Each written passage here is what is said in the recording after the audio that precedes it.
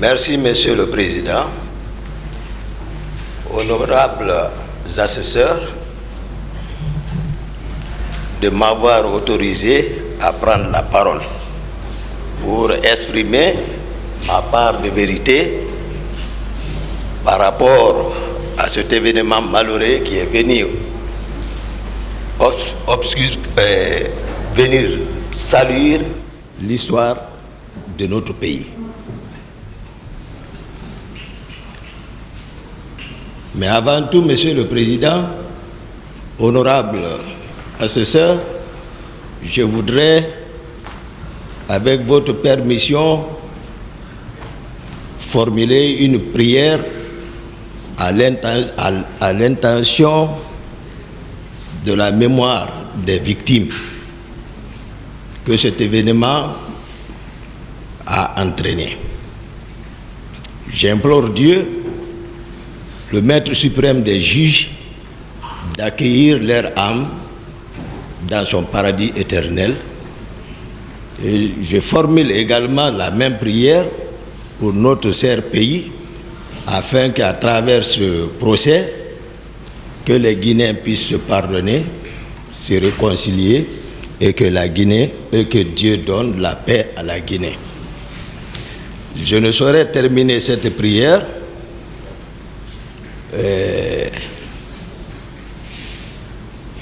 sans penser également à votre honneur, honorable assesseur, qui m'ont permis de m'exprimer par rapport à ça, et également au jeune ministre de la Justice, garde des Sceaux, qui a tenu la promesse devant le peuple de Guinée et qui a tenu parole par la tenue de ce procès et par ricochet au président de la République, c'est-à-dire le président de la transition, qui en a fait une priorité sectorielle de sa politique, la tenue de ce procès. Avant de continuer, Monsieur le Président, honorable cher assesseur,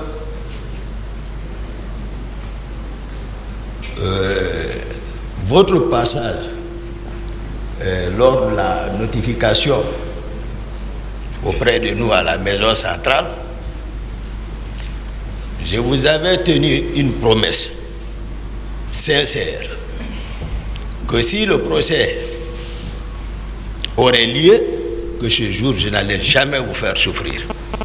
Et Dieu a fait que nous sommes présents dans ce cadre. Ce jour également, et cette promesse que je vous ai faite ne souffrira aucune ambiguïté pour le rayonnement de la vérité. Ce jour, j'ai voulu également évoquer mon état de santé. Vous m'avez également promis que tout allait être discuté ici, mais déjà je vous promets que cela n'entravera en aucun cas pour la poursuite des débats. Simplement, je le parle pour rassurer les avocats de la partie civile, parce qu'ils étaient inquiets. Ils ont évoqué ici beaucoup de raisons par rapport à mon état de santé.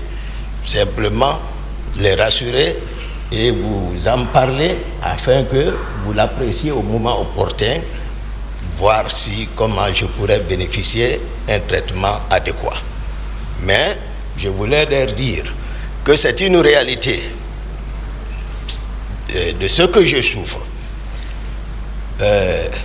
À l'époque, j'ai attiré l'attention du département et les autorités d'alors ont instruit le médecin-chef de l'hôpital Ignace Dine, Dr Awada, et qui, à son tour, a envoyé des chirurgiens pour venir m'évaluer. Ils sont venus dans ce cadre. Et à la suite de leur examen, ils ont conclu, voilà, de ce qu'ils ont constaté, ils ont recommandé à une intervention chirurgicale. Donc je suis resté dans ce cadre. Maintenant, à chaque fois, je demandais, j'introduisais une requête à référer à la première instance de Dixine. Bon, il était question tout dernièrement à ce que le dossier soit actualisé. Et par rapport à ça, le médecin-chef, cette fois-ci, de la maison centrale, s'est intéressé, il a actualisé le dossier et il a même fait le choix transmis.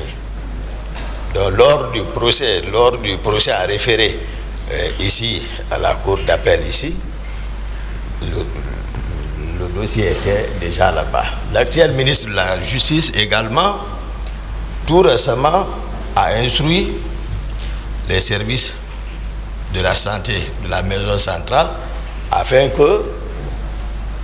qu'ils évaluent mon état de santé et de le transmettre le dossier. Je sais qu'ils sont venus me voir, ça a été fait.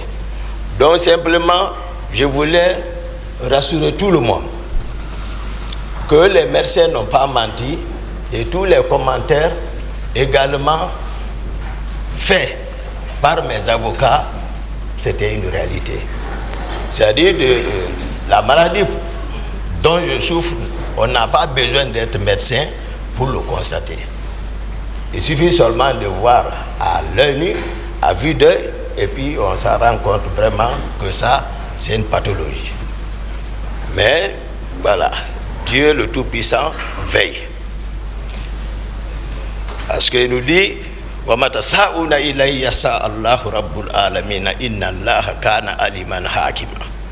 il dit, ce n'est pas ce que vous voulez qui se fera, c'est ce que lui, le Tout-Puissant Allah, il veut, c'est ce qui va se faire. Monsieur le Président, honorable assesseur, j'ai suivi avec intérêt particulier et attention particulière l'ouverture des débats. À date, les débats étaient de haut niveau entre les différentes parties composantes de votre cours, dans le respect, avec des émotions parfois, mais tout caractérisé par votre sérénité, votre sagesse. J'ai aimé un avocat de la partie civile qui a caractérisé ce cadre qui nous abrite aujourd'hui à un amphithéâtre pour des personnes douées d'intelligence savent que ce que c'est qu'un amphithéâtre et savent que ce n'est pas un endroit où il faut venir jouer avec les gens, surtout sur un sujet aussi sensible.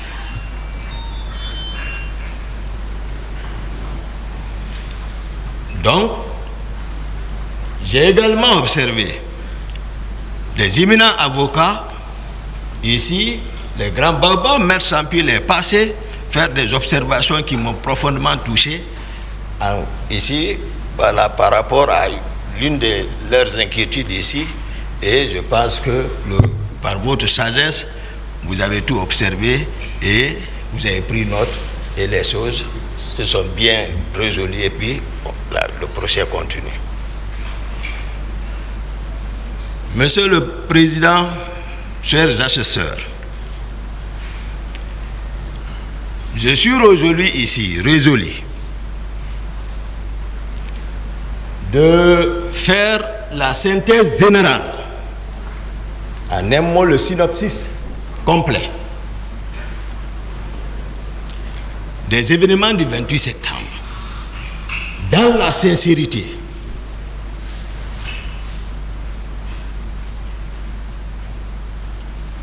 Nous sommes tous militaires ici, nous qui sommes devant vous, votre cour, mais j'ai observé mes causes accusées s'inscrire dans la négation totale. Et dans l'armée, la négation est enseignée c'est-à-dire dans un contexte particulier. Lorsque le militaire se retrouve dans la main des ennemis, pour ne pas vendre tes amis, les consignes sont claires. Mais cependant, devant le peuple qui t'a recruté, qui te nourrit, qui t'habille, qui te paye, ce qui a enseigné, c'est la loyauté envers ce peuple, la soumission à l'autorité de l'état civil. Ça, c'est aussi clair que ça.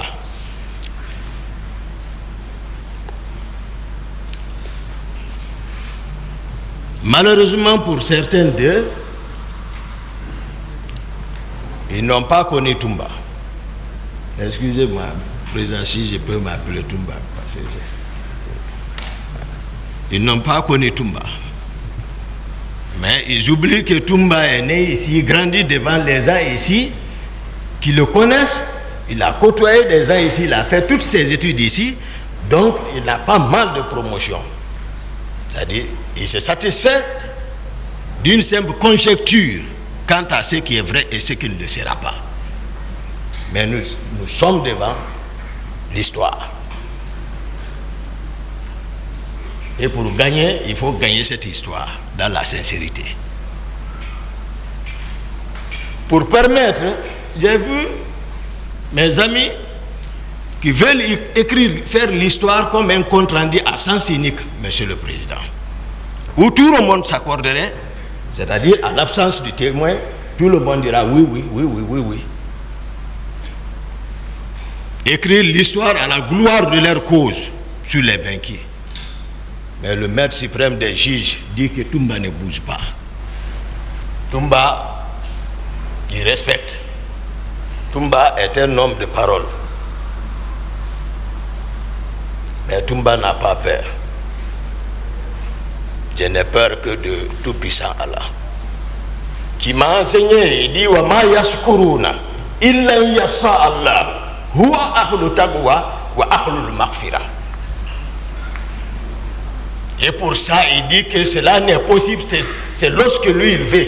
Et on ne doit craindre que lui seul. Monsieur le Président, honorables assesseurs,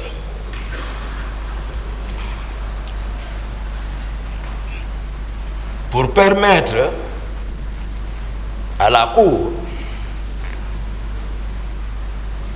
particulièrement la partie civile, en général le peuple de Guinée, d'avoir une visibilité nette qui ne souffre d'aucune ambiguïté.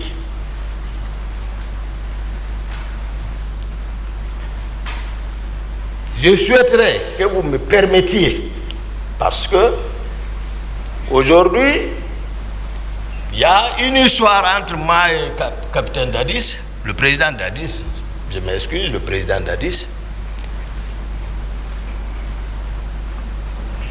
Et à un moment donné, c'est une question de pouvoir. Dieu nous a amenés jusqu'à un certain niveau de responsabilité. Je pense que ce peuple a besoin de connaître